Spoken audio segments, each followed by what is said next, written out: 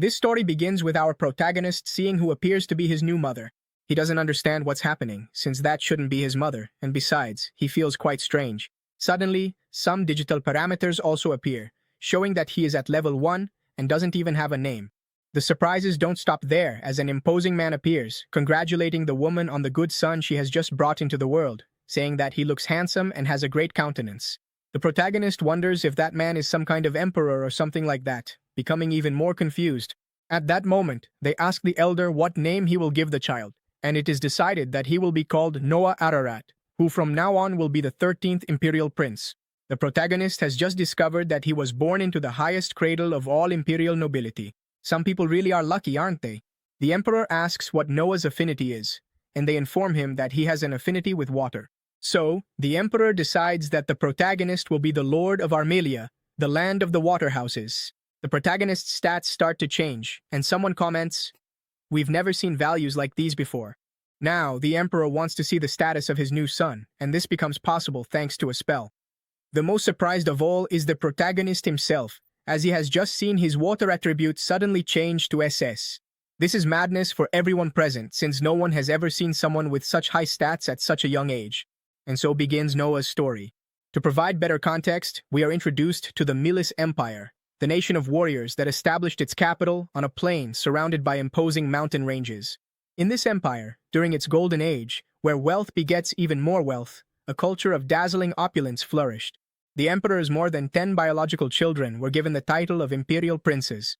One of them, of course, is the protagonist, who, after 6 years since his reincarnation, claims to have understood that these statistics are seen the same way by everyone else. However, he sees them differently. One example is the S rank in water. Part of this is due to the lordship of Armelia, which he received at birth, and another part comes from his servants, since apparently Noah becomes stronger the more subordinates he has. As for his level, he begins to wonder if his power can grow without limits. It's quite an interesting question. Although the protagonist feels limited by the fact that he is only 6 years old, he still realizes that he possesses great power. At this point, we meet Evelyn, an elegant maid who specializes in hospitality. She informs the protagonist that the crown prince has just arrived along with the 4th prince. Although they said he could eat at his leisure and meet them later, the boy knows he can't keep the crown prince waiting, so he goes immediately. The crown prince is Albert, the 2nd imperial prince, while the other is Henry, the 4th imperial prince. Both are clearly older than the protagonist and ask him not to be so formal. Albert says he brought a gift for Noah, but just from the aura he senses, he realizes something is off. When the servant opens the chest, the protagonist hears wailing and crying around the sword and doesn't understand why. Albert asks if he likes it because he wants him to hold it. Since it's a gift from the crown prince, Noah can't refuse it, even if he wanted to. When he picks it up, Albert congratulates him for being able to hold the sword and explains that its name is Leviathan, the most powerful water sword in the entire empire. He comments that 120 people died trying to master it, which scares Noah so much that he almost drops the weapon, which would have been very dangerous. Henry tells him not to worry, because if he weren't able to wield it, he would have died just by touching it. Albert goes on to say that many people suffer because of this sword, but with Noah it's different, since he has an SS rank in water. Albert thanks him, saying that Noah just showed him something very interesting, and then the two decide to leave. Noah wonders if that despicable prince was testing him, but he knows that, even if he wanted to, he must remain silent, since going against him would practically mean death. Meanwhile, Henry asks his brother if he really intends to leave the weapon with the protagonist, and Albert thinks it doesn't make a difference, since he'd rather it stay with someone who has enough talent. Besides, precisely because he has enough talent, he should experience what it's like to be bitten by his own dog. It's not exactly clear what he's referring to. During the night, Noah asks his maid Zoe if something happened, but she tells him not to worry, saying it's nothing. The protagonist realizes something is wrong and insists that she tell him right then. Very embarrassed, she confesses that she was thinking about quitting. Noah asks if something happened, and she explains that a few days ago there was a flood in her hometown. Since the fields were left in terrible condition, her mother is now out of work. The situation is very difficult, and her relatives advised Zoe to become an escort to earn money more easily and help her mother. The problem is that she doesn't want to tarnish Noah's reputation, but the protagonist tells her not to worry as he understands the situation, and, if she wants, her mother can start working at the mansion.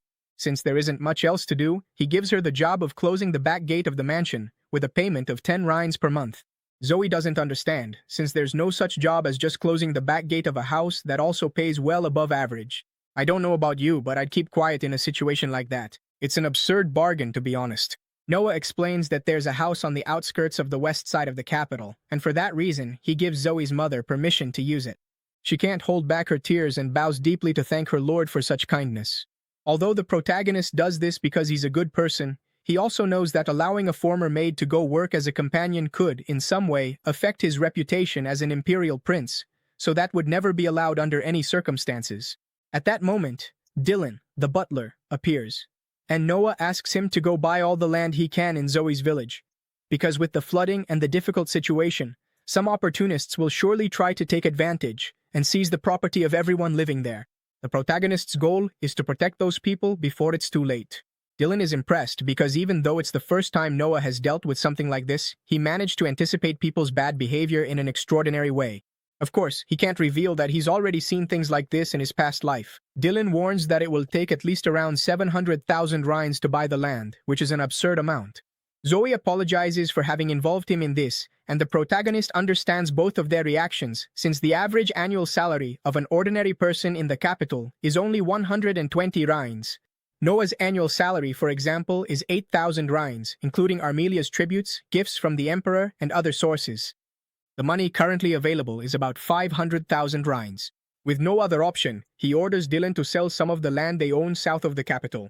The problem is that this land was a gift from the emperor, and selling it without permission would be considered treason.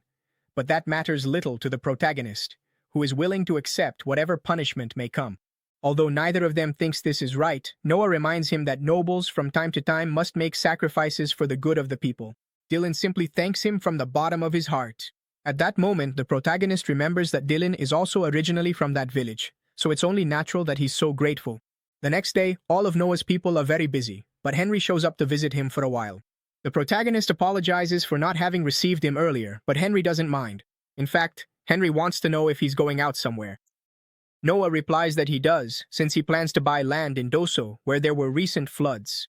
A little later, Henry asks if he intends to use the sword, and the protagonist says no, but that he'll take it along just in case. He then asks if Henry came just for that, and Henry says that Albert said something strange, and because of that, he was sent to investigate the sword. Apparently that thing has a will of its own and only obeys someone it recognizes as its owner.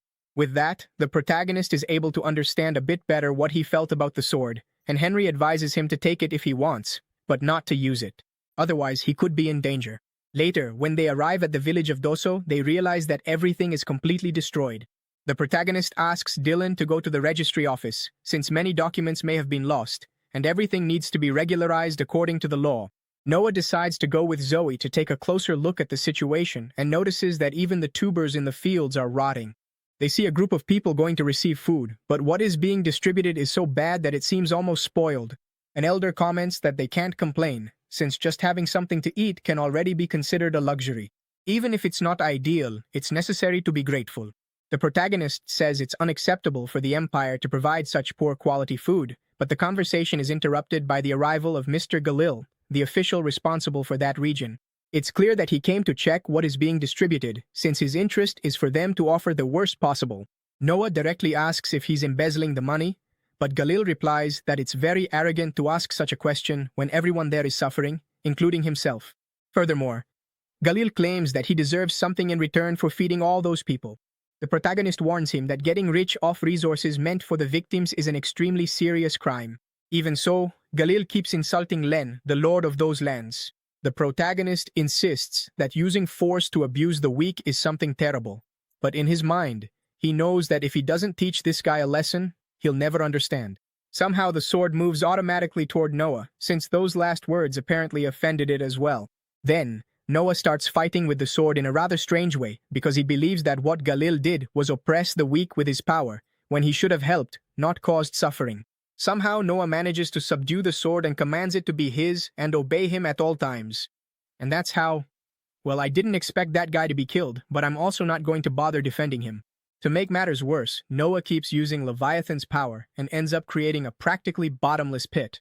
Obviously, Galil's followers accuse the protagonist in front of that knight, but the man, upon realizing that he is in the presence of the 13th Imperial Prince himself, immediately apologizes for not having recognized him earlier. Noah asks if he knows him, and the man introduces himself as Owen Green, who has been responsible for the security of that region for a few days. Oh, and he's also a subordinate of Prince Henry.